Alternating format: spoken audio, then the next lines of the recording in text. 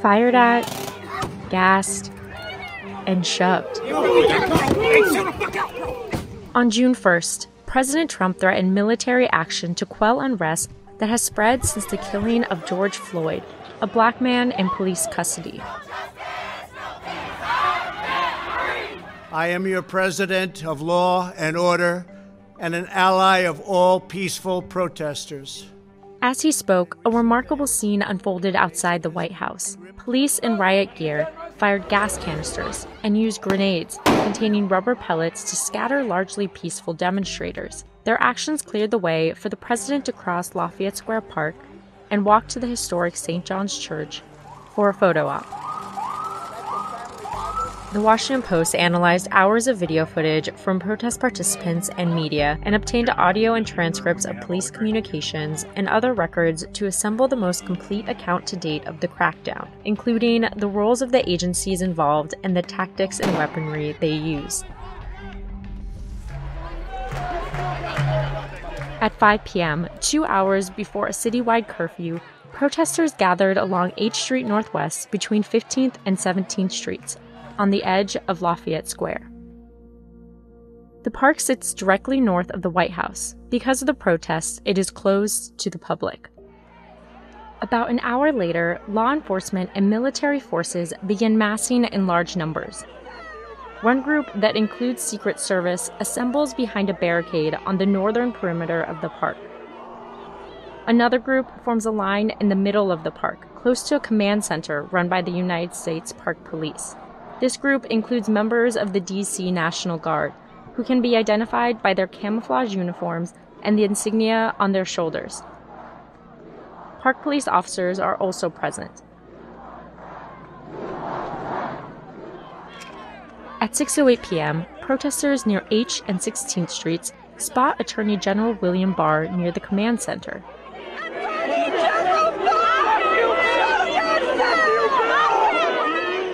General Mark Milley, chairman of the Joint Chiefs of Staff, is seen behind the barricade several minutes later. Protesters erupt in cheers when some security forces appear to take a knee. It quickly becomes clear that soldiers are kneeling only to pull on gas masks.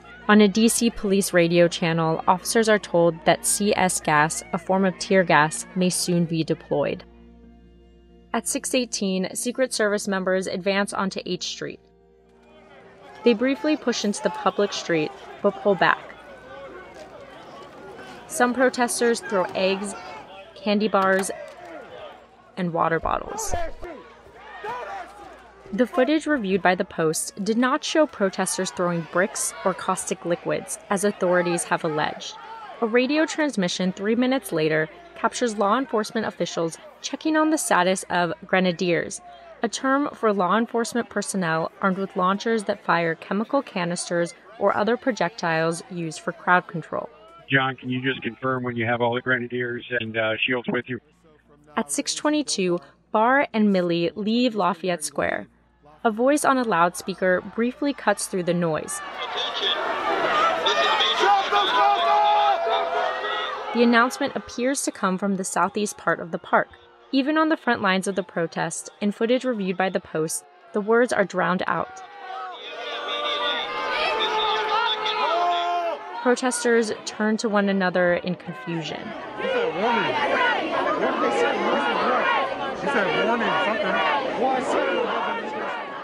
4 minutes later, a DC police official tells officers that some type of police action is about to take place. He instructs DC police to hold their positions on 16th Street.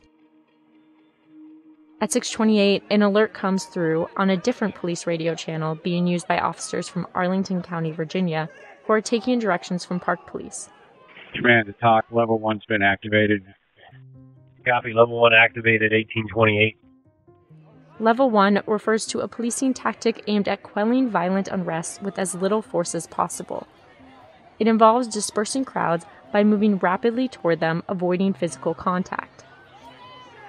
At that moment, along the northern edge of Lafayette Square, National Guard and other law enforcement forces move north toward the barricade. At least one protester throws water bottles. Another yells at the crowd to remain peaceful.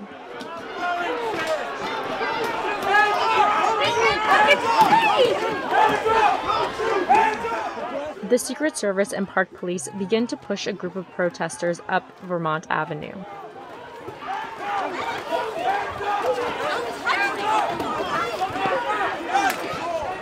Park Police officers on horses appear from the northeast corner of Lafayette Square. Members of the Bureau of Prison Special Operations Response Team, identified by their patches, are soon seen arriving at the barricades. The unit is trained to put down riots and resolves hostage situations in federal prisons. They are rarely deployed in public. They are amongst several groups armed with pepperball guns and canister launchers. The canister launcher seen here can fire a projectile that breaks on impact, expelling irritant powder. If fired directly at a person, the canister can cause serious injury or even death. The pepperball gun seen here fires small balls of a chemical irritant derived from hot peppers. A metal canister is seen here on the vest of law enforcement. The orange markings on the canister match those of tear-inducing chemical grenades. At 6:32, officers received the orders to push back the largest group of protesters, the group on H Street. They advance on the crowd. The protesters retreat. The police line stops next to St. John's Church. A Park Police sergeant, identified by his white helmet, warns a protester. Now! You better back up! I need down! You're down! I'm going down!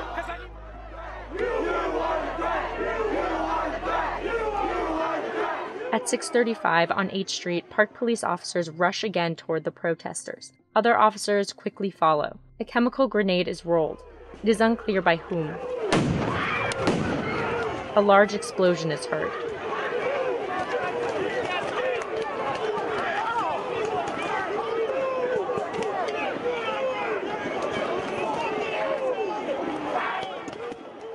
CNN cameras filming the scene from above show the crowd turning and running.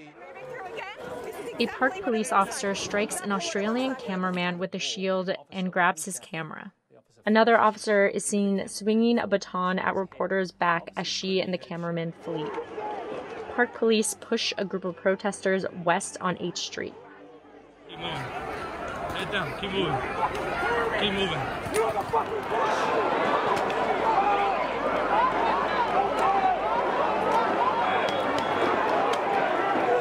A protester films pepper balls fired toward the crowd. They can be heard striking the ground. Keep moving. Keep moving. They got pepper balls. Keep moving. A member of the Park Police SWAT team throws a sting ball grenade into the crowd. The devices are designed to explode, firing rubber balls in a radius of up to 50 feet.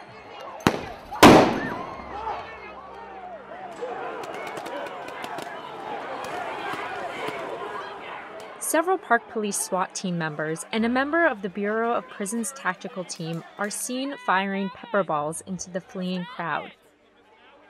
Stop shooting them! Why are you shooting us? Why? In a matter of minutes, the skirmish line surges past St. John's Church. Police pause a few feet beyond the intersection. On camera, a Park Police officer wearing a yellow helmet is seen gesturing at officers to hold the line at 16th and H Street Northwest. A minute later, on 16th Street, a Park Police SWAT team officer crouches down to roll a chemical grenade toward the protesters. Another tear gas bomb right at our feet. We're going to move back from this right now. Arlington units, we are going all the way to I Street. Copy I Street. A line of at least 12 mounted Park Police officers are deployed to disperse the crowd.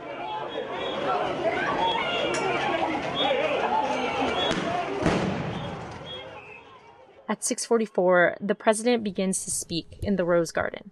He's minutes away from leaving the White House to go to the church. My fellow Americans, my first and highest duty as president is to defend our great country and the American people. Outside, officers detain protesters.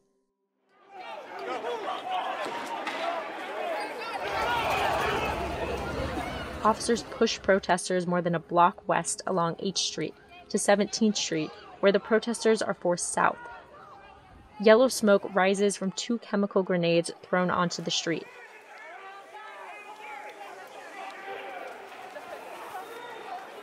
Although police and White House officials have denied that it was used, a WUSA 9 television reporter at the intersection recovered a spent canister labeled CS, a substance commonly known as tear gas. He later posted a photograph of it on social media. CNN airs a shot directly above St. John's Church, showing the square, which had been packed with protesters at the start of the hour. It is empty, except for law enforcement officials. At 7:02, President Trump walks out of the White House, accompanied by Barr, Milley, and Mark Esper, the Secretary of Defense. They begin the walk across Lafayette Square for the 3-minute photo op. Is that your Bible? Your Bible?